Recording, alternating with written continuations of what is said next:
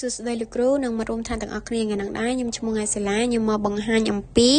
វិធានបទឬក៏ topic Khmer Food Restaurant ដែលក្រុមខ្ញុំមានសមាជិកចំនួន7នាក់មានផនស្រីនូង៉ែស្រីឡាសាន់ជីរ៉ាព្រំស្រីលក្ខផនលីលីម៉ាន់សូលីតានិងអនមករាហើយនេះចំណុចដែលពួកខ្ញុំត្រូវនិយាយមាន4ចម្ពោះធំដែលពួកខ្ញុំត្រូវលើកឡើងឬក៏យកមកបង្ហាញជូនលោកគ្រូឬក៏មករួមថ្នាក់ទាំងអស់គ្នាបានសម្ដាប់ដូចតទៅមាន4ចម្ពោះធំនេះក៏ពួកខ្ញុំចែកជាចំណុចតូចៗនៅក្នុងនឹងដែលនិយាយអំពីការ run business របស់ពួកយើងធ្វើរបៀបណាដើម្បីឲ្យ business របស់ពួកយើងមានការរីកចម្រើនចូលដល់ចម្ពោះទី1ដែលនិយាយអំពី executive summary ហើយសម្រាប់ចម្ពោះនេះដែរគឺខ្ញុំលើកយកអំពី2ចំណុចយកមកនិយាយ 1.1 introduction និង 1.2 និយាយអំពី project sale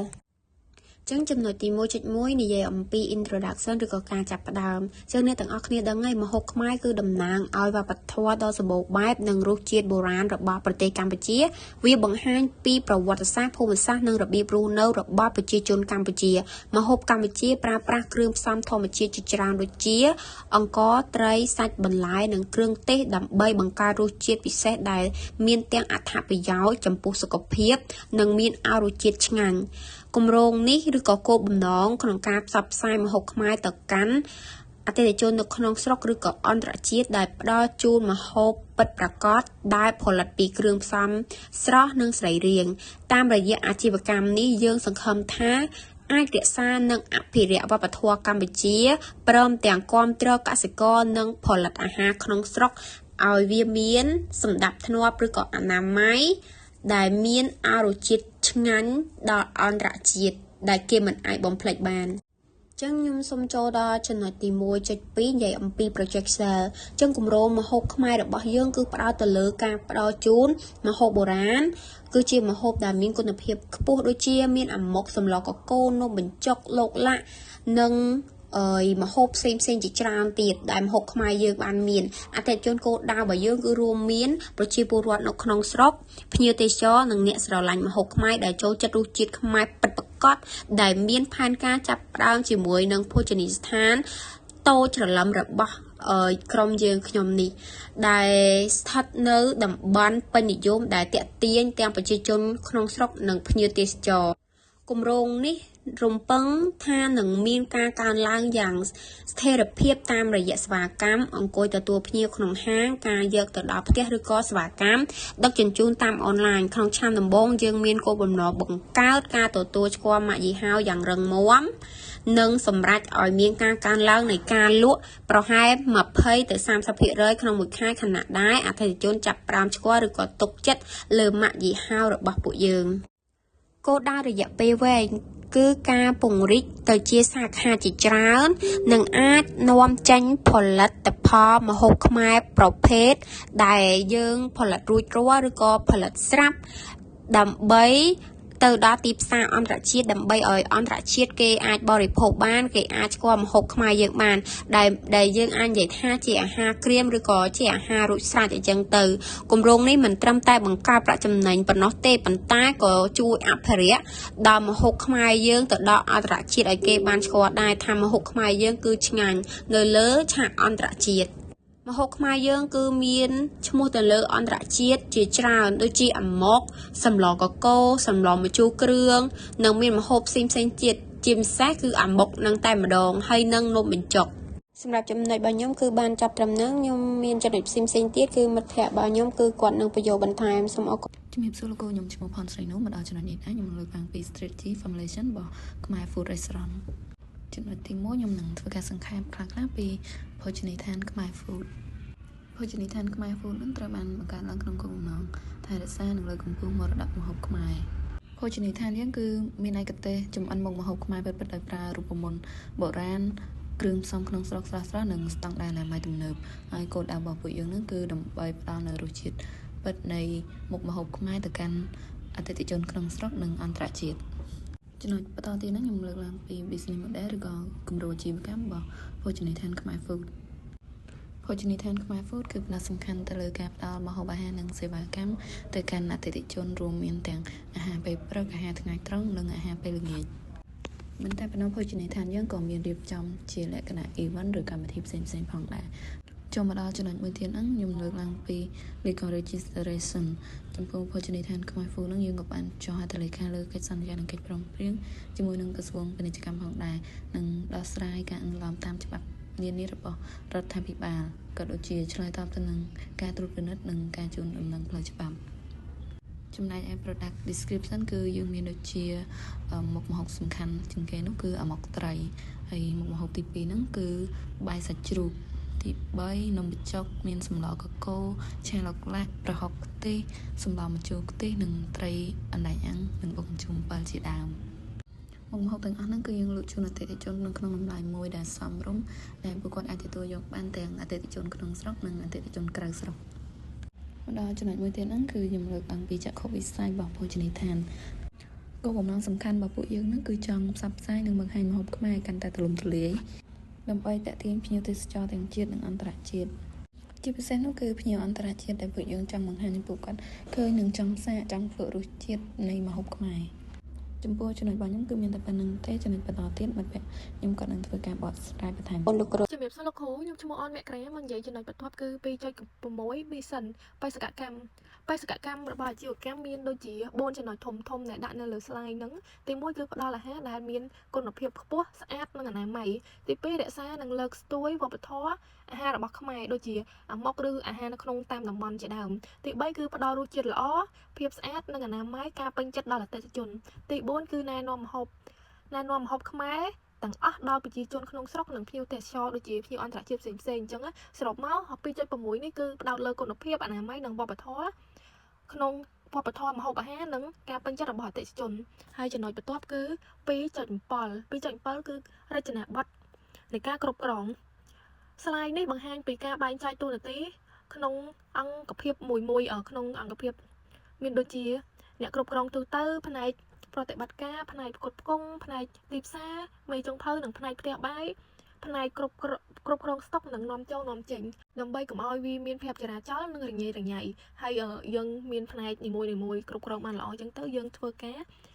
តាមពេលវេលានិងតាន់ពេលវេលាដែលយើងគ្រប់គ្រងដែលយើងកំណត់ទុកហើយចំណុចចុងក្រោយនោះគឺទី8ចំណុច 2.8 ចំណុច 2.8 នេះកត្តាជោគជ័យសំខាន់កត្តាដែលធ្វើឲ្យអាជីវកម្មជោគជ័យរួមមានដូចជាគុណភាពម្ហូបរសជាតិនិងអនាម័យតម្លៃសមរម្យសម្រាប់អតិថិជនគោលដៅសេវាកម្មល្អរហ័សនិងរស់រាយបរិយាកាសស្អាតនិងមានសុវត្ថិភាពចំណីអាហារមានសុវត្ថិភាពទីតាំងល្អមានមនុស្សច្រើនផ្សព្វផ្សាយតាមបណ្ដាញសង្គមសេវាដឹកជញ្ជូនរហ័សបុគ្គលិកមានជំនាញនិងការគ្រប់គ្រងមានប្រសិទ្ធភាពការបង្កើតមុខម្ហូបថ្មីជាបន្តបន្ទាប់ចុងក្រោយនេះយើងត្រូវឲ្យតន់ត្រែបន្តិចព្រោះភាគច្រើននៅក្នុងសង្គមយើងឬក៏នៅក្នុងការរស់នៅរបស់យើងតែងតែមានអីថ្មីអញ្ចឹងតើតែយើងបង្កើតថ្មីបានហាងហ្នឹងឬក៏យើងដើរដំណើរការទៅមុខបានល្អហើយសម្រាប់ចំណុចចុងក្រោយនេះគឺទីតាំងយើងត្រូវរើសទីតាំងណាដែលមានទីប្រជុំច្រើននិងតំបន់នោះការរស់នៅច្រើនដូចគ្នាហើយទីតាំងដែលមានលក្ខណៈស្ថិតនៅតំបន់ទួលគោកអាហ្នឹងនៅចិត្តសាលាយើងហ្នឹងភាគច្រើនឃើញគេលក់ឲ្យបានច្រើនលក់ហាងមានច្រើនដោយសារនៅហ្នឹងមានសាលារៀនមានមន្ទីរពេទ្យមានក្រុមហ៊ុនធំអាហ្នឹងគឺទីតាំងល្អដែលមានមនុស្សច្រើនឯហ្នឹងហើយទី2បរិយាកាសស្អាតសុវត្ថិភាពនិងសមស្របសម្រាប់គ្រួសារទី3ងាយស្រួលរកនិងមានកន្លែងចតឡើងងាយស្រួលសរុបមកការដែលយើងរើសទីតាំងត្រូវគឺជួយបង្កើនការលក់ដល់យើងនិងមានឱកាសលក់បានកាន់តែច្រើនអរគុណលោកគ្រូសម្រាប់ចំណុចជាដំបូងខ្ញុំសូមគោរពជំរាបសួរដល់លោកគ្រូក៏ដូចជាមិត្តរួមថ្នាក់ទាំងអស់គ្នាខ្ញុំលីលីនឹងធ្វើបទបង្ហាញតពីមិត្តភ័ក្តិខ្ញុំដែលចំណុច 2.2 គឺនិយាយអំពី SWOT analysis for Khmer food business ចំណុច 2.2.1 គឺ opportunity eternal តកតងទៅនឹងចំណុចហ្នឹងគឺនិយាយអំពីឱកាសនៅខាងក្រៅអញ្ចឹងតកតងទៅនឹងកត្តាខាងក្រៅដែលអាចជួយឲ្យអាជីវកម្មរបស់យើងរីកចម្រើនបានគឺតម្រូវការកើនឡើងសម្រាប់ម្ហូបអាស៊ីពិតប្រាកដជាទូទៅនៅលើពិភពលោកកំណើនទេសចរតែងតែបង្កើតនៅតម្រូវការអាហារប្រពៃណីទៅតាមប្រទេសនីមួយៗក៏ដូចជាប្រទេសខ្មែរយើងគឺក៏មានអាហារប្រពៃណីរបស់ខ្មែរយើងដែរហើយតកតងទៅនឹងការពង្រីកការដឹកជញ្ជូនអាហារតាមអនឡាញស័ក្តិសមណាស់សម្រាប់ម្ហូបខ្មែរឱកាសនាំចេញ ម្ហូបអាហារខ្មែរវិតខ្ចប់ការគាំទ្ររបស់រាជរដ្ឋាភិបាលសម្រាប់សហគ្រាសធុនតូចនិងមធ្យមនិងអាជីវកម្មវប្បធម៌ការរីកចម្រើនសហគមន៍ខ្មែរនៅក្រៅប្រទេសបង្កើនអតិថិជនដែលយកចិត្តទុកដាក់ចំពោះសុខភាពជាពិសេសម្ហូបខ្មែរជាច្រើនដែលមានសុខភាពល្អភាពជាដៃគូជាមួយសន្តាគារផ្សារទំនើបនិងភោជនីយដ្ឋានផ្សេងៗចំណុច 2.2.2 វិញគឺនិយមពីហានិភ័យនៅខាងក្រៅហានិភ័យខាងក្រៅដែលអ្នកត្រូវតាមដាននិងគ្រប់គ្រងការប្រកួតប្រជែងទីផ្សារពីម្ហូបថៃវៀតណាមចិននិងលោកខាងលិចការប្រែប្រួលតម្លៃសម្ភារៈវត្ថុធាតុដើមអត្រាធនធានសេដ្ឋកិច្ចចុះខ្សោយប៉ះពាល់ដល់ការចំណាយរបស់អ្នកប្រើប្រាស់បទបញ្ញត្តិសុវត្ថិភាពអាហារដែលកាន់តែតឹងរ៉ឹងការថតចម្លងវប្បធម៌ការពឹងផ្អែកលើទេសចរប្រសិនបើទេសចរធ្លាក់ចុះចំណូលក៏ធ្លាក់ចុះដែរអត្រាអ្នកផ្គត់ផ្គង់និងថ្លៃបៀវត្សភាពកើនឡើងបញ្ហាសុខភាពប្រសិនបើមានការគ្រប់គ្រងប្រកបដោយភាពមិនស្អាតមិនសមរម្យនិងមិនតឹងរ៉ឹងចំណុច 2.2.3 គឺនិយមពីភាពខ្លាំងនៅខាងក្នុងភាពខ្លាំងនៅខាងក្នុងគឺជាឧបករណ៍អត្ថប្រយោជន៍របស់អាជីវកម្មអាហារសម្រាប់អាហារខ្មែររបស់យើងរសជាតិខ្មែរពិតដែលមានភាពខុសប្លែកពីការប្រកួតប្រជែងម្ហូបប្រពៃណីដែលមានផ្ទាល់ខ្លួនដែលបញ្ជូនរបស់រាយក្នុងចំនួនមានគ្រឿងផ្សំតាមតំបន់មានគុណភាពខ្ពស់ស្រស់អត្តសញ្ញាណម៉ាករឹងមាំដែលតំណាងឲ្យវប្បធម៌របស់ប្រទេសកម្ពុជាបរិយាយជំនាញផ្ទះបាយដែលមានបទពិសោធន៍ក្នុងផ្ទះបាយខ្មែរតាមប្រព័ន្ធបំពេញផលិតផលបត់បែនរួចសម្រាប់ការថែទាំភាពស្គាល់អតិថិជនច្បាស់ពិតល្អរួមមានប្រជាជនកម្ពុជានិងអ្នកបរទេសដែលចូលចិត្តម្ហូបខ្មែរការផលិតមានភាពថ្លៃកាន់តែតិចធៀបនឹងម្ហូបអន្តរជាតិតម្លៃវប្បធម៌ទាក់ទាញទេសចរនិងទីផ្សារអន្តរជាតិចំណុច 2.2.4 គឺនិយាយអំពីចំណុចខ្សោយនៅខាងក្នុងបញ្ហាខាងក្នុងដែលយើងត្រូវតែកែលម្អគឺការត្រូវការប្រកាសទីផ្សារតាមរយៈបណ្ដាញសង្គមទំនើបដែលមានការកំណត់ការត្រួតពិនិត្យគុណភាពភាពមានស្ថិរភាពប្រសិនបើបុគ្គលមិនបានបណ្ដុះបណ្ដាលល្អការទទួលយកបច្ចេកវិទ្យាតិចគ្មានការគ្រប់គ្រងស្តុកច្បាស់លាស់ការយល់ដឹងពីគ្រឿងផ្សំផ្នែកតាមរដូវកាលបណ្ដាញចែកចាយតូចប្រៀបធៀបនឹងម៉ាកអាហារធំនៅលើទីផ្សារម៉ាកមិនស្គាល់ច្បាស់នៅអន្តរជាតិការវិខ្ចប់ខ្វះភាពទាក់ទាញខ្វះភាពទំនើបនិងមិនទាន់សម័យដែលជាធម្មតាតែងតែកើតមាននៅក្នុងអាជីវកម្មអាហារមូលដ្ឋានអញ្ចឹងចំណុចដែលខ្ញុំធ្វើបទបង្ហាញគឺឈានដល់ទីបញ្ចប់ហើយអរគុណលោកគ្រូនិងមិត្តរួមថ្នាក់ទាំងអស់គ្នាបន្តទៅទៀតនេះគឺឈានចូលទៅដល់ចំណុចមិត្តភូមិក្រុមខ្ញុំបន្តទៀតអរគុណ 3.1 Target Market ទីផ្សារគោលដៅជាទូទៅគឺបង្ហាញពីផ្នែកគោលដៅសក្តានុពលជាច្រើនសម្រាប់ម្ហូបខ្មែរអាស្រ័យទៅលើគោលគំនិតជាក់លាក់ឧទាហរណ៍ថាអាហារតាមដងផ្លូវដែលយើងស្គាល់ថា Street Food អាហារទំនើបផ្ដោតទៅលើសុខភាពឬក៏ការនាំចេញអន្តរជាតិ 3.1.1 Target Customer ទីផ្សារគោលដៅនិងអតិថិជនអាជីវកម្មម្ហូបអាហារខ្មែរផ្ដោតទៅលើអតិថិជនសំខាន់ចំនួន4គឺទី1អ្នកប្រើប្រាស់ក្នុងស្រុកចាប់ពីអាយុ25ឆ្នាំទៅ45ឆ្នាំដែលយើងឲ្យតម្លៃទៅលើម្ហូបខ្មែរដែលមានគុណភាពខ្ពស់និងមានអនាម័យគឺយើងចង់ឲ្យអតិថិជនហ្នឹងគាត់ចំណាយប្រាក់តិចប៉ុន្តែគាត់ទទួលបានអាហារទៅវិញដោយប្រកបដោយគុណភាពខ្ពស់អនាម័យនិងទទួលបាននៅអាហារមួយដែលថាសមប្រកបនឹងជាទីគាប់ចិត្តរបស់គាត់ទៅវិញចំណែកឯមួយទៀតហ្នឹងគឺអ្នកប្រើប្រាស់ចាប់ពីអាយុ18ឆ្នាំទៅ25ឆ្នាំដែលយើងហៅបានថាចំនួន Gen Z ហ្នឹងគឺយើងផ្ដោតសំខាន់ទៅលើម្ហូបណាដែលចេញពីប្រព័ន្ធផ្សព្វផ្សាយរបស់សង្គមណាពីព្រោះដែលគាត់ឃើញអ្នកដែលធ្វើ vlog តាក់ទងជាមួយនឹងម្ហូបអាហារគឺជាផ្នែកមួយតាក់ទាញចំណាប់អារម្មណ៍របស់គាត់គឺគាត់ចង់ភ្លក់ចង់សាកម្ហូបនឹងដែរអញ្ចឹងនៅពេលដែលគាត់ឃើញគេធ្វើម្ហូបvlog បែបភ្លក់ម្ហូបភ្លក់អីចឹងទៅគឺគាត់ចង់សាកម្ហូបទាំងអស់នឹងដែរគឺជាកត្តាមួយដែលហាងរបស់យើងយកម្ហូបទាំងអស់ហ្នឹងដើម្បីមកដាក់ជាជំរើសឲ្យពួកគាត់នៅក្នុងមុខម្ហូបរបស់យើងហើយមួយទៀតហ្នឹងគឺយើងផ្ដល់ឲ្យនៅតម្លៃសមរម្យងាយស្រួលសម្រាប់គាត់ជាអ្នក ចំនួនអាយុ18ឆ្នាំទៅ25ឆ្នាំហ្នឹងសម្រាប់គាត់ក្នុងការមានលុយទិញអីញ៉ាំអីអញ្ចឹងទៅមួយទៀតគឺយើងក៏បានផ្ដល់ជាកម្មវិធីដឹកជញ្ជូនងាយស្រួលដើម្បីគាត់ព្រោះថាចំនួនដែល18ឆ្នាំទៅ25ឆ្នាំនោះគឺភាគច្រើនគឺវ័យគាត់កំពុងរៀនសូត្រឬក៏រៀនសាកលវិទ្យាល័យឬក៏ធ្វើការអញ្ចឹងទៅអញ្ចឹងជាភាពងាយស្រួលសម្រាប់គាត់ផងដែរមួយទៀតនោះគឺសម្រាប់អ្នកទេសចរឬក៏ជនបរទេសដែលភាគច្រើនហ្នឹងគឺគាត់ស្វែងរកម្ហូបអាហារខ្មែរដើម្បីសាកភ្លក់ពួកអីថានៅពេលដែលគាត់មកទស្សនាឬក៏គាត់មកលេងនៅប្រទេសខ្មែរស្រុកយើងជាពិសេសគឺគាត់ចង់សាកមុខម្ហូបដែលជារបស់ខ្មែរព្រោះអីអាចជាយើងអាចនិយាយបានថាជាមុខម្ហូបវប្បធម៌របស់យើងណាអញ្ចឹងគឺគាត់ចង់សាកអ្វីដែលជាវប្បធម៌របស់ពួកយើងផងដែរដែលហៅថាជាបទពិសោធន៍របស់គាត់មួយទៀតហ្នឹងគឺយើងសំដៅទៅលើអ្នកប្រើប្រាស់ដែលស្រឡាញ់សុខភាពភាគច្រើននៅពេលដែលគាត់ស្រឡាញ់សុខភាពគឺគាត់ស្វែងរកអាហារណាដែលផ្ដល់អត្ថប្រយោជន៍ទៅលើសុខភាពទៅវិញអញ្ចឹងខាងហាងក៏មានជាការផ្ដល់ជាអាហារដែលបូករួមជាមួយនឹងសរីរាង្គក្របធនជាតិឬក៏ផ្អែកទៅលើរុក្ខជាតិតែម្ដងដែលគ្រឿងផ្សំទាំងអស់ហ្នឹងគឺជាគ្រឿងផ្សំដ៏សំខាន់ក្នុងការអ្នកដែលស្រឡាញ់សុខភាពហ្នឹងគឺគាត់ទទួលបានថាគាត់បរិភោគហើយគឺធ្វើឲ្យគាត់ហ្នឹងមានសុខភាពល្អចំណែកឯ 3.1.2 គឺ target competitor គឺការប្រកួតប្រជែងដែលគូប្រកួតប្រជែងហ្នឹងគឺត្រូវបានបែងចែកជា3សំខាន់ដែលទី1នោះគឺភោជនីយដ្ឋានប្រពៃណីក្នុងស្រុករបស់យើងហ្នឹងអ្នកលក់អាហារតាមដងផ្លូវឬក៏ហាងប្រពៃណីខ្មែរបែបខ្មែរដូចភោជនីយដ្ឋានរបស់យើងដែរគឺយើងត្រូវតែផ្ដល់ជូនគាត់នៅយើងត្រូវតែដូរជាអាហារហាងរបស់យើងហ្នឹងផ្ដល់ជាអាហារដែលមាន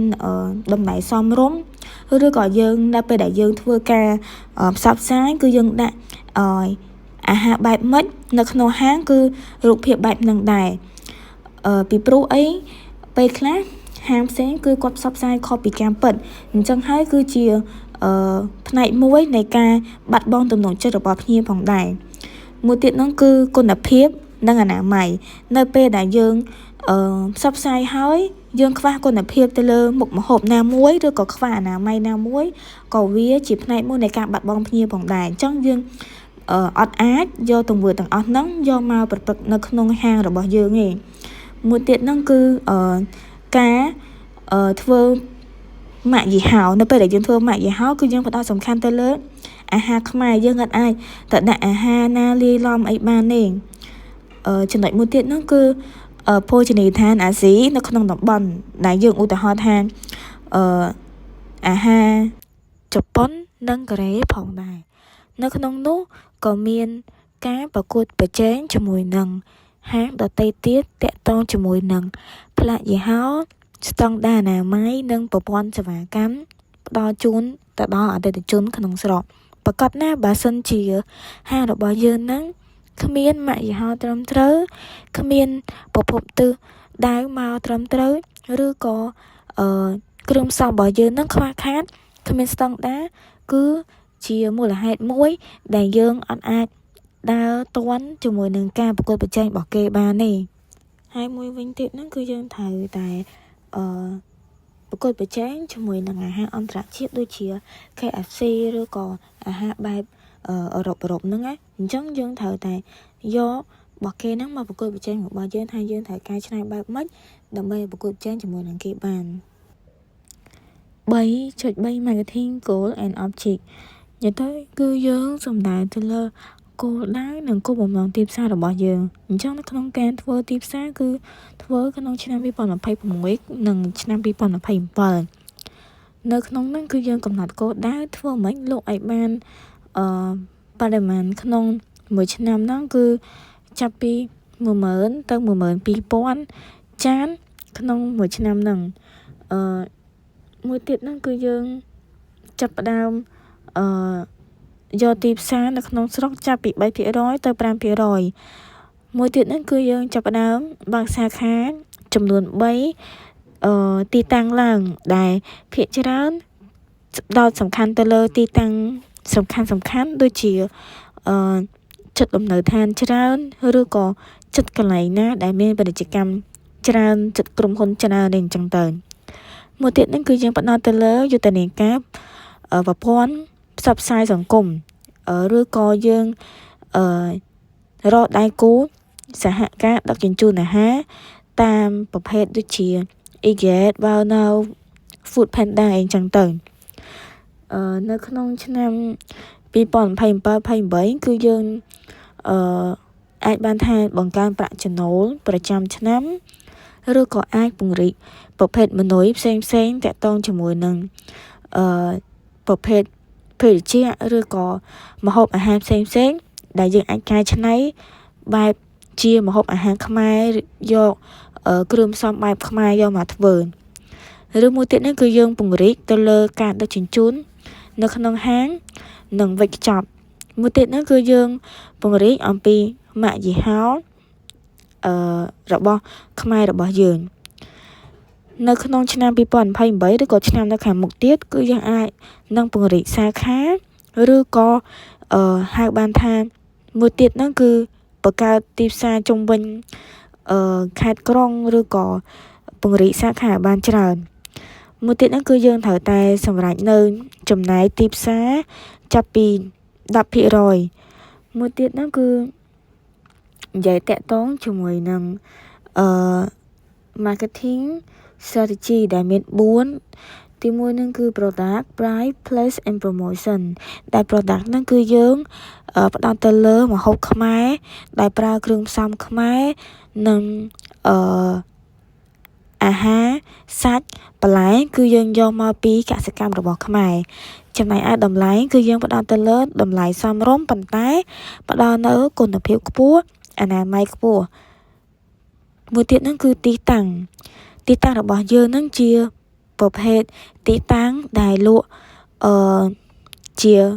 walk in និងវេចខ្ចប់សម្រាប់ទាំងអស់គ្នាឬក៏សម្រាប់នៅក្នុងតំបន់ទេសចរឬក៏អាចជាទីប្រជុំជនអីជាដើមជាចុងក្រោយនោះគឺ promotion គឺយើងផ្សព្វផ្សាយទៅលើបណ្ដាញសង្គមការធ្វើទីផ្សារបែបធ្វើវីដេអូឬក៏បែបប្រម៉ូទជាមុខម្ហូបមួយទៀតហ្នឹងគឺយើងអាចហៅបានថាហៅជាអ្នកធ្វើ vlog ដើម្បីថតម្ហូបរបស់យើងនិងផ្សាយពីវប្បធម៌នៃម្ហូបខ្មែររបស់យើងផងដែរ 3.2.1 Product Strategy យុទ្ធសាស្ត្រនៃផលិតផលដែលក្នុងនោះដែរមានចំណុចតូចៗជាច្រើនទៀតដែលខ្ញុំនឹងនិយាយរៀបរាប់ពីចំណុចមួយៗឲ្យអ្នកទាំងអស់គ្នាបានយល់ដែលចំណុចទី1គឺ our product and service គឺជាផលិតផលហើយនិងសេវាកម្មរបស់យើងអញ្ចឹងនៅក្នុងផលិតផលរបស់យើងវាមាន main product ដូចfor Khmer food គឺមាន main product for Khmer food ដែលខ្ញុំឧទាហរណ៍ដូចជាយើងកលេចមើលទៅក្នុងតារាងវាមានឈ្មោះ product របស់យើងវាមាន functional emotional ហើយនិង other ដែល main product ហ្នឹងគឺគេនិយាយទៅលើឈ្មោះមុខម្ហូបរបស់យើងតតែមានមុខម្ហូបអីខ្លះ1 2 3 4អញ្ចឹងទៅដូចជាអាម៉ុកឬក៏សម្លកកូជាដើមដែលសម្រាប់លក់នៅ Khmer food restaurant តបមក functional គឺគេនិយាយទៅលើ functional benefit គឺគេនិយាយទៅលើអត្ថប្រយោជន៍តមកទៀត emotional benefit គេនិយាយទៅលើអត្ថប្រយោជន៍នៃ emotional ដល់ពេលដែលយើងលក់ទៅវាបានអីខ្លះមានអារម្មណ៍បែបម៉េចដល់ពេលដែលលក់ទៅភ្ញៀវមានអារម្មណ៍បែបនៃ complaint បែបម៉េចមកលើហាងយើងវិញ other មានថាផ្សេងគេអាចនិយាយពី popular ឬមួយក៏ tourist អីជាដើមចាចំណុចបន្តមកទៀតគឺ cross sell product name ហើយនិង product line ដែលជាឈ្មោះផលិតផលលក់បន្ថែមឬក៏យើងហៅថាខ្សែផលិតផលក្នុងនេះដែរ cross sell product name ឬក៏ product line ហ្នឹងគឺមានរៀបជាcross product ដែលជាឈ្មោះមួយមាន functional emotional និង other ដូចទៅនឹង main product ដែរយើងមានបែងចែកមួយហើយយើងបែងចែកcross product នឹងមានអីខ្លះ functional នឹងមានអីគេខ្លះ emotional នឹងមានអីគេខ្លះគឺទៅតាម menu មួយអញ្ចឹងចូលដល់ចំណុចបន្ទាប់គឺ after service product name product line មានន័យថាសេវាកម្មក្រោយការលក់អញ្ចឹងសេវាកម្មនៅក្រោយការលក់ហ្នឹងគឺគេបែងចែករបៀបម៉េចបានយើងអាចដឹងបានគឺយើងបែងចែកជាតារាងតាមលេខរៀងមួយដូចដែលខ្ញុំបានឧទាហរណ៍តារាងនៅក្នុងរូបផ្ទាល់ដែលនិយាយពី main product អញ្ចឹង main product ជាមួយនឹង after sale service product ហ្នឹងគឺដូចគ្នាគឺយើងមានបែងចែកជាតារាងលេខរៀងafter sale service ហ្នឹងមានអីគេខ្លះ មាន food packaging service delivery ចាហើយបន្តមកទៀតគឺមានfunctional benefit emotional benefit ដូចគ្នាទៅនឹងតារាងខាងលើចំណុចបន្ទាប់គឺយើងនិយាយទៅលើ our customer expectation for Khmer food restaurant ដែលជាការរំពឹងទុករបស់អតិថិជនចំពោះមុខម្ហូបខ្មែរយើងអញ្ចឹងនៅក្នុងការ expectation for Khmer food គឺយើងរំពឹងទៅលើអតិថិជនឲ្យគាត់បានមកសាកឬក៏គាត់បានចូលមកញ៉ាំនៅក្នុង Khmer food របស់យើងថាតើគាត់នឹងមានការរំពឹងទុកមកលើម្ហូបយើងបែបម៉េចអញ្ចឹងយើងអាចកំណត់ពី functional benefit អាចកំណត់ពី emotional benefit ឬក៏យើងអាចប្រើប្រាស់យុទ្ធសាស្ត្រនៃការសួរនាំគាត់ផ្ទាល់ដើម្បីដឹងអំពីចំណាប់អារម្មណ៍គាត់ផ្សេងៗដូចជាយើងហៅថាអ្នកខ្លះឬក៏យើងហៅថាអតិថិជនខ្លះនៅពេលដែលគាត់ចូលមកគឺគាត់ញ៉ាំទៅឆ្ងាញ់តាក់ចិត្តគឺគាត់អាចនិយាយបានថា restaurant ហ្នឹងគឺពិតជា real Khmer food មែនបែបហ្នឹងទៅហ្នឹងគឺជាការរំពឹងទុកចូលមកដល់ចំណុចបន្ទាប់គឺ positive statement ដែលយើងហៅថាទីតាំងហ្នឹងគឺ Khmer food មានទីតាំងមួយច្បាស់លាស់យើងអាចមើលទីតាំងទៅតាម Google Map យើងអាចវាយថា Khmer food restaurant ទៅគឺវាចេញនៅលើ map ហ្នឹងគឺយើងទៅដល់ទីតាំងណាដែលចិត្តទៅយើងមានជាសេវាកម្ម delivery ដូចគ្នាដែរសម្រាប់ Khmer food ដែលយើងអាចដឹកបានគ្រប់ទីតាំងមានដូចជាទីតាំងខ្លះ high price high quality low quality ឬក៏ low price ជាដើមចូលមកដល់ចំណុចបន្ទាប់ customer relationship management ឬក៏យើងអាចសេសកាត់បានថា CRM អញ្ចឹងចំណុចនេះដែរគឺគេនិយាយអំពីការគ្រប់គ្រងទំនាក់ទំនងរបស់អតិថិជនអញ្ចឹងក្នុងនាមយើងជាអ្នកលក់បុគ្គលិកមិនថាជា service ឬក៏ជា manager ទេគឺយើងត្រូវគ្រប់គ្រងឲ្យបានទៅលើទំនាក់ទំនងយើងនិងអតិថិជនដើម្បីឲ្យពួកគាត់មានចំណាប់អារម្មណ៍មកលើហាងរបស់យើងឬក៏ភោជនីយដ្ឋានរបស់យើងលើកក្រោយនៅពេលដែលគាត់នឹកឃើញឃ្លានចង់ញ៉ាំម្ហូបខ្មែរអីគឺគាត់នឹកឃើញទៅលើភោជនីយដ្ឋានរបស់យើងមុនគេអញ្ចឹងក្នុងចំណុចនេះដែរយើងត្រូវមានចំណុចមួយចំនួនដែលយើងអាចអភិវឌ្ឍខ្លួនឯងដើម្បីមានទំនាក់ទំនងល្អជាមួយអតិថិជនដូចជាយើងអាចណែនាំគាត់អំពីសេវាកម្មឲ្យបានល្អពេលដែលយើងមាន social media ណាមួយល្អតាក់ទាញគាត់គឺយើងណែនាំគាត់ឲ្យប្រើប្រាស់ដូចជា page អីជាដើមចូលមកដល់ចំណុចចុងក្រោយបន្ទាប់ពីយើងបានcross sell after sell customer ឬក៏បង្ហាញពី posting អីហើយយើងចូលទៅដល់ customer relationship ចំណុចចុងក្រោយគឺ estimate cost sell and profit ដែលគឺជាការប៉ាន់ស្មានទៅលើថ្លៃដើមការលក់ហើយនិងប្រាក់ចំណេញរបស់យើងចឹងនៅក្នុងចំណុចនេះគឺយើងត្រូវមានរៀបចំជាតារាងដែល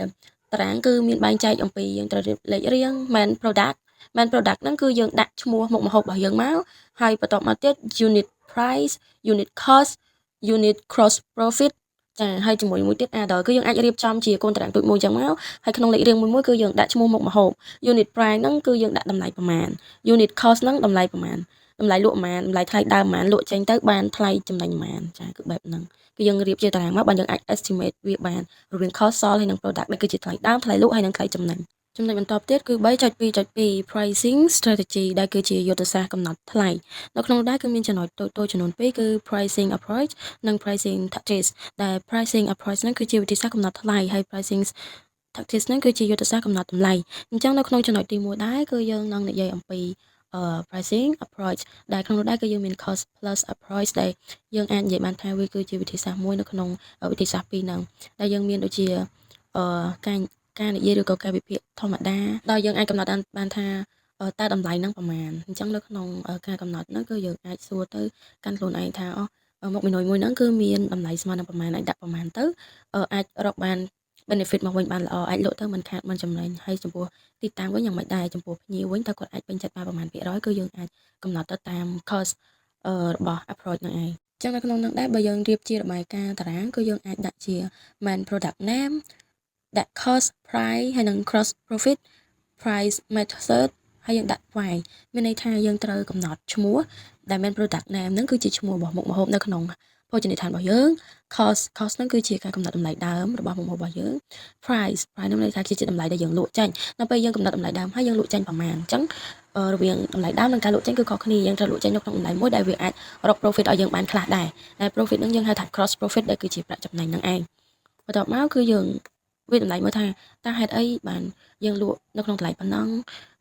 បានចំណេញប៉ុណ្ណឹងហេតុអីអញ្ចឹងយើងដាក់សំណួរសួរខ្លួនឯងហើយយើងទៅសេជារបាយការណ៍នៅក្នុងតារាងមួយបែបហ្នឹងទៅបន្ទាប់មកទៀតនោះគឺជា pricing tactics ដែលគឺជា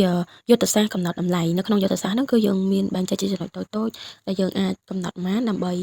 យវាមានតម្លៃមួយសមរម្យទៅនឹងមុខម្ហូបហ្នឹងតើវាមានសកម្មភាពត្រូវនឹងតម្លៃហ្នឹងអត់ហើយ profit ដែលយើងអាចបានមកហ្នឹងគឺប្រមាណគឺយើងអាចកំណត់ទៅហើយយើងរៀបចំជា clear stock inventory យើងរៀបចំជា quote pricing packaging រៀបចំឲ្យល្អតើការរៀបចំរបស់យើងនៅមានความចំណុចត្រង់ណាគឺគេ estimate នៅក្នុងហ្នឹងដែរដែលចំណុចមួយគឺមាន adjust price discount អីហ្នឹងគឺរៀបចំនៅក្នុង pricing tacit ហ្នឹងឯងចំណុចបន្ទាប់គឺយើងនិយាយទៅលើ 3.2.3 ដែលគេមានដូចជា channel place distribution strategy អញ្ចឹងនៅក្នុង channel ហ្នឹងគឺគេចង់និយាយទៅលើ page ទំព័ររបស់យើងថាតើភោជនីយដ្ឋានខ្មែរ food របស់យើងហ្នឹងគឺមានអ្វីខ្លះដែលជាទំព័រឲ្យគេអាចស្គាល់បានដូចជា own channel ឬក៏យើងអាចមាន take away counter មាន page Facebook សម្រាប់ order website ផ្សេងៗជាដើមដែលដូចទៅនឹងរូបតារាងនៅក្នុង slide ផ្ទាល់យើងមានរៀបជា channel name marketing material ហើយនិង budget អញ្ចឹងនៅក្នុង channel name ហ្នឹងគឺយើងដាក់ឈ្មោះរបស់app delivery ឬមួយក៏ restaurant ដែលបានទិញយើងនឹងជាដើមបន្ទាប់មកយើងកំណត់ទៅលើ marketing material របស់យើងគឺមាន menu អីគេខ្លះមាន banner មានការ discount មានការផ្សព្វផ្សាយ ad អីផ្សេងៗអត់ហើយ budget ដែលយើងទៅបានហ្នឹងគឺប្រមាណចំដល់ចំណុចបន្ទាប់គឺ 3.2.4 គឺ promotional strategy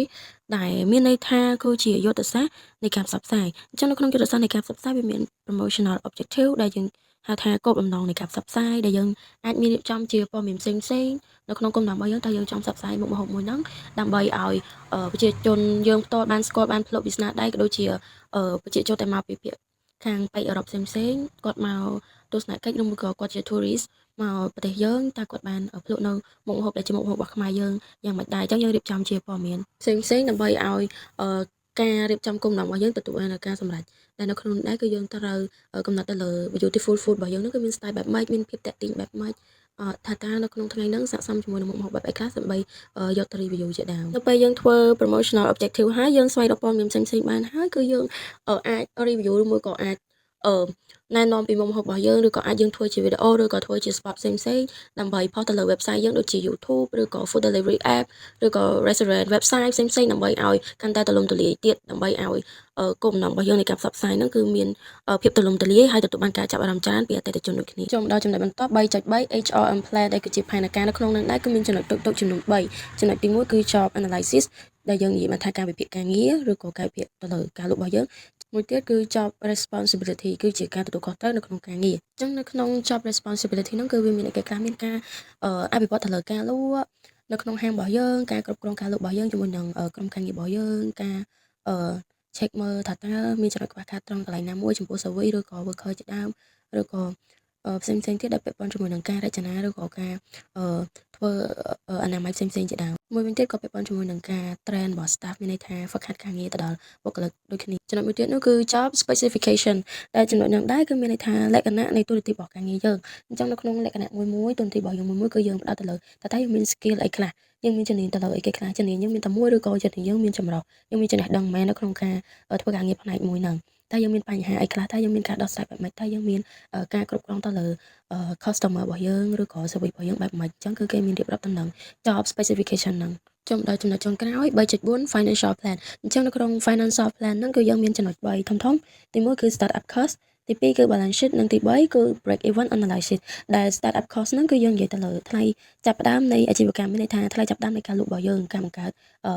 ខ្មែរ food restaurant ហ្នឹងគឺមាន start up cost មែននៅក្នុង start up cost ហ្នឹងគឺគេមាន funding គេមាន estimate គេមាន loan មាន other funding អីចឹងទៅនៅក្នុងផ្នែកមួយក៏យើងមានរៀបចំជាប្រព័ន្ធជាតម្លៃបានស្មើទៅតាមហ្នឹងអញ្ចឹងចូលដល់ចំណុចទី2 balance sheet នៅក្នុង balance sheet ហ្នឹងគឺមានន័យថាជាតារាងតុល្យការអញ្ចឹងតារាងតុល្យការគឺយើងអាចរៀបចំជាតារាងមួយបានដែលយើងផ្ដោតទៅលើ3ចំណុចធំៗទី1គឺ access ទី2គឺ liabilities និងទី3គឺ equity ដែល access នេះគឺជាទ្រព្យសម្បត្តិមានន័យថាអ្វីដែលយើងមានយើងហៅថាទ្រព្យសម្បត្តិបែបហ្នឹងទី2គឺ liability បំណុលទី3គឺ equity គឺជាឯកសិទ្ធិឬក៏យើងនិយាយថាម្ចាស់បំណុលអញ្ចឹងនៅក្នុងនោះគេមានរៀបចំជារូបមន្តតូចមួយដែរដែល access ស្មើនឹង liability បូកជាមួយនឹង equity អញ្ចឹងនៅក្នុង balance sheet ហ្នឹងគឺយើងមានការចងជារូបមន្តបែបហ្នឹងដើម្បីរកតុល្យការដើម្បីធ្វើជាតារាងមួយហ្នឹងចំណុចចុងក្រោយគឺ break even analysis ដែល break even analysis ហ្នឹងគឺគេនិយាយទៅលើការវិភាគចំណុចចំណូលនិងចំណាយស្មើគ្នាយើងមានជារូបមន្តដូចគ្នាដែរ break even point ស្មើនឹង fixed cost ចែកទៅនឹង selling price ដក variable cost អញ្ចឹងនៅក្នុងចំណុចមួយយើងអាចរកបានតាមរយៈការយើង estimate ពីចំណុចខាងលើដូចជា start up cost ហើយនិង balance sheet នៅពេលដែលយើងអនុវត្តទៅតាមរូបមន្តយើងចង់រូបមន្តបែបហ្នឹងទៅយើងរៀបជាតារាងទៅអញ្ចឹង financial យើងគឺមានតារាងមួយច្បាស់លាស់មានការ estimate មានការ funding មួយដែលត្រឹមត្រូវអញ្ចឹងធ្វើឲ្យ financial plan របស់យើងគឺមានភាពច្បាស់លាស់ហើយអនុវត្តទៅលើភោជនីយដ្ឋានរបស់យើងបានរហូតទៅនៅក្នុងប្រព័ន្ធមួយអរគុណច្រើនជំរាបសួរលោកគ្រូក៏ដូចជាសួស្តីមករួមទាំងអស់គ្នាខ្ញុំមកបកស្រាយជំពូកទី4ដែលនិយាយពីយុទ្ធសាស្ត្រ 4.1 ផ្នែកលក់ ចំណុចទី1គឺគេនិយាយពីគោលចម្បងរបស់ផ្នែកលក់គោលចម្បងម្នាក់ផ្នែកលក់គឺជាការជំរុញការលក់ឬសេវាកម្មកំណត់ពីអតិថិជននិងការពង្រីកទីផ្សារចំណុចទី2គឺនិយាយពីតួនាទីនិងការទទួលខុសត្រូវសំខាន់នៃផ្នែកលក់ការគ្រប់គ្រងអតិថិជនស្វែងរកអតិថិជនថ្មីនិងរក្សាទំនាក់ទំនងជាមួយអតិថិជនដែលមានស្រាប់ដើម្បីធានានូវភាពស្មោះត្រង់និងការទិញម្ដងហើយម្ដងទៀតការធ្វើយុទ្ធសាស្ត្រទីផ្សារជាសកម្មភាពលក់ជាក់ស្ដែងដូចជាការផ្ដល់ជូនពិសេសការតាំងពិព័រណ៍ពាណិជ្ជកម្មដូចជាការទិញមួយថែមមួយជាងទៅការចរចាការបិទកិច្ចព្រមព្រៀងការចរចាលក្ខខណ្ឌតម្លៃការលក់និងកិច្ចសន្យាដើម្បីបិទនៃការលក់ដោយជោគជ័យការវិភាគទីផ្សារនិងដៃគូប្រកួតប្រជែងតាមដាននាតិកាទីផ្សារនិងសកម្មភាពរបស់ដៃគូប្រកួតប្រជែងដើម្បីកែសម្រួលវិធីសាស្ត្រលក់ប្រកបដោយប្រសិទ្ធភាពការព្យាករណ៍នៃការលក់បរិមាណលក់នាពេលអនាគតដើម្បីជួយក្នុងផលិតកម្មនិងផែនការហិរញ្ញវត្ថុរបស់ក្រុមហ៊ុនការរាយការណ៍និងការត្រួតពិនិត្យការរៀបចំរបាយការណ៍លក់ជាប្រចាំដើម្បីវាយតម្លៃការអនុវត្តនិងវាស់វែងលទ្ធផលនៃគោលដៅចំណុចទី3និយាយពីរចនាសម្ព័ន្ធនាយកដ្ឋានផ្នែកលក់រចនាសម្ព័ន្ធអាចប្រែប្រួលអាស្រ័យទៅលើទំនាក់ទំនងរបស់នាយកដ្ឋានផ្នែកលក់អ្នកដឹកនាំជាន់ខ្ពស់ដែលបង្កើតយុទ្ធសាស្ត្ររួមគ្នាផ្ដោតទៅលើអតិថិជនជាធំបុគ្គលិកដែលធ្វើអន្តរកម្មផ្ទាល់ជាមួយអតិថិជននិងអនុវត្តសកម្មភាពលក់ជាប្រចាំចំណុចទី4និយាយពីទំនាក់ទំនងជាមួយនាយកដ្ឋានផ្សេងភាពជោគជ័យរបស់នាយកដ្ឋានផ្នែកលក់តម្រូវឲ្យមានកិច្ចសហប្រតិបត្តិការល្អជាមួយនាយកដ្ឋានផ្សេងទៀតដូចជាទីផ្សារនាយកដ្ឋានទីផ្សារបង្កើតតម្រូវការនិងទំនាក់ទំនងចំណាប់អារម្មណ៍របស់អតិថិជនដែលបន្ទាប់មកត្រូវបានបញ្ជូនទៅនាយកដ្ឋានផ្នែកលក់ដើម្បីបិទនៃការលក់ប្រតិបត្តិការធានាថាមានផលិតផលគ្រប់គ្រាន់សម្រាប់លក់និងការដឹកជញ្ជូនទាន់ពេលវេលាហិរញ្ញវត្ថុការគ្រប់គ្រងទូទាត់និងកំណត់ថវិកាសម្រាប់សកម្មភាពនៃការលក់ 4.2 និយាយពីនាយកដ្ឋានរដ្ឋបាលមួយគោលបំណងដើម្បីបង្កើតផលិតភាពរបស់អង្គការមួយដោយការបង្កើតប្រសិទ្ធភាពរបស់បុគ្គលិករបស់ខ្លួនធនធានមនុស្សនិងការគ្រប់គ្រងប្រតិបត្តិការរដ្ឋបាលជាប្រចាំថ្